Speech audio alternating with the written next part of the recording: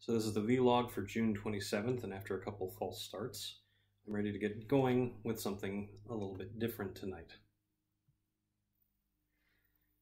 The last true dragon is dead. In antiquity, a time before modern history, thousands of years ago, there was an event. The sky across Dynostria turned dark as night, and a mountain fell from the sky. Its impact was felt by every living soul across the planet at that moment, but Dynostria did not shatter, nor did all life end. However, not all was well. From the Night Mountain came things never encountered on Dynostria. Some opened doorways to the infernal plains, some caused the dead to rise in their graves, and some were so alien that their ways were unfathomable. In this time of darkness, the metallic dragons, the Shining Flight, rose in power and led the mortal races against the forces of the Night Mountain, the uninvited evils. Only by working together did the dragons and mortals manage to banish the evils from Dynostria, allowing for a new era of peace and prosperity. Only the chromatic dragons, the Vibrant Flight, stood in opposition. For them, freedom was something earned through power, and they despised the civilization created by the metallic dragons, the Shining Empire. The last true dragon is dead. Now, this story should seem all too predictable to the students of the ways of dragons and their conflicts. The Shining Flight and the Vibrant Flight warred throughout the centuries, using mortals as proxy armies. Yet the history of Dynostria is unlike those many other worlds, for you see the metallic dragons meant well, and found the chromatic dragons to be greedy and evil in their natures, while mortals showed greater flexibility. Though they tried to steer the young races to righteousness, their rule favored inspiration over intervention, and grand visions over scrutiny. Their shining empire began to rot from the inside. The ugly races, who had often served the Vibrant Flight, goblins, dwarves, and dark elves, were forced into slavery, made to labor for their apparent faults. Corruption filled the halls of government where nepotism and graft created harmful bureaucracy that made the rich richer and the poor suffer. But the final blow came not from the greed or apathy of mortals, but from the Shining Flight itself. The last true dragon is dead. The metallic dragons conceived of a weapon, born of magic and knowledge and capable of changing the world. In their misguided minds, they saw that what they were doing was a mercy, a means of ending a conflict with the chromatic dragons and allowing for a true peace to settle upon Dynostria. However, future generations of mortals would see the act for what it was: genocide on a global scale. The weapon instantly rendered every chromatic dragon on Dynostria completely and irreversibly sterile, making them incapable of conceiving eggs from that moment forward. Every future generation of the Vibrant Flight suddenly went extinct.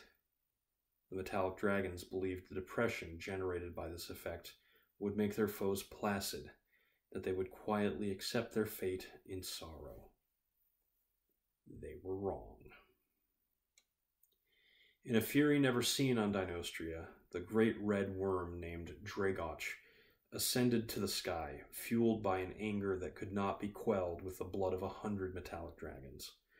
Rallying his kin and the other chromatic dragons, he flew across the Shining Empire and hunted down every single metallic dragon that had participated in the creation of the weapon, every dragon that had stood against him, and every dragon who had been aware of the crime and done nothing to stop it. In the end, the weapon was captured and turned against the Shining Flight in turn, dooming every dragon race to eventual extinction. The last true dragon is dead. But that is not where this tale ends. Depression did take hold of the Vibrant Flight, a name made hollow by their affliction, but in the depths of their sorrow, the chromatic dragons looked around at what they had done. In mere days, they had done what they had tried to do for centuries and failed. They had dismantled the Shining Empire, ended its corruption, and by extension freed the slave races who had once served them loyally. The mortals did not know what to do. Many feared that they would be next targets of opportunity or scapegoats for the sin of the shining flight. In their grief, the vibrant flight questioned everything about themselves and their place in the world. One among them, a great white worm named Longdrock, emerged from obscurity with a simple plan. They would be the shepherds to mortals that the metallic dragons never were. They would allow mortals to govern themselves, acting as guides instead of rulers. The gods who had long stayed out of worldly affairs blessed their reformation. Another of the great worms, the black dragon Icodon, discovered that their kind could conceive children with mortals. And so the Dragonborn came into being, a legacy of the unity between mortal and dragon, blurring the distinction between the two. But even as the new nation of Dynostria grew and prospered, the unspeakable sin committed by the Shining Flight eventually claimed all but the oldest and most powerful, the last five. Dragoch, the Red Steward, Somar, the Blue Judge, Kyriun, the Green Watcher, Icodon, the Black Hope, and now, at the end, Longdrak, the White Keeper, the last true dragon of Dynostria. Longdrak is dead, but as his final hour set upon him, he asked forgiveness. For in his many years as Keeper of Knowledge, he had learned of a great evil, equal to the uninvited, waiting beyond the reach of any man or dragon. He prayed that his children, their kin, and all mortals would find the strength to live on without him. And then, just like that, the last true dragon died. Dynostria faces a new age of darkness and uncertainty, the likes of which no mortal has ever known. A world without the shining or vibrant flights to watch over and protect them. In the farthest reaches of the world, ancient forces plot to take back what they see as theirs. What will you do in Dynostria? I've always wanted to do an opening narration like that. And, this is my channel, so I get to do what I want. And I should show this to any of my friends who intend to play in my campaign setting to see what they're sort of in for. And I also want to point out that while this is all very epic in scope, no campaign should start with worldly forces moving and arraying in unfathomable scales against each other.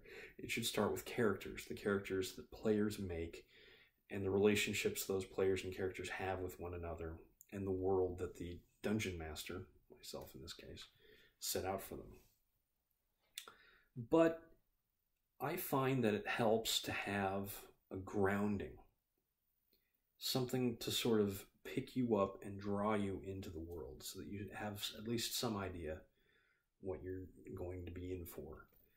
The tale I just told is familiar enough to just about anybody, no matter what their background or history in the world of Dynostria. The story of the Shining Empire, this flight of metallic dragons and the civilization they created and misguided into evil and callousness, showing that even good dragons are capable of committing acts of unbelievable atrocity when they believe it is for a good cause. These dragons would never have seen themselves as being evil, but they had created a situation where that thinking became acceptable to them. And that's one of the core themes of this campaign setting.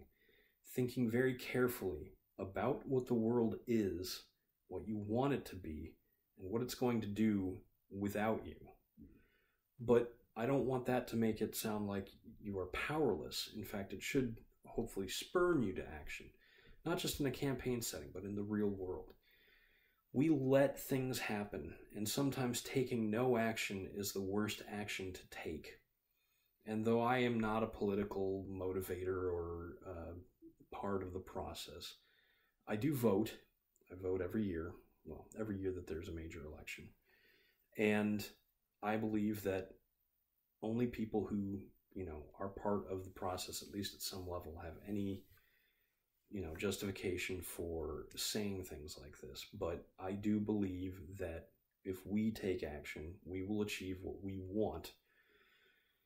And hopefully we can convince others that what we want is what they want, or what is best for them. But even then, that can be a double-sided argument.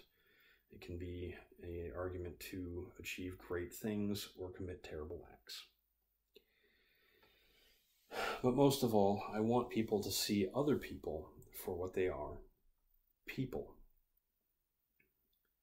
In this campaign setting, the forces of mighty dragons, intelligent beings with incredible powers and the ability to assert their dominance over mortals, are gone.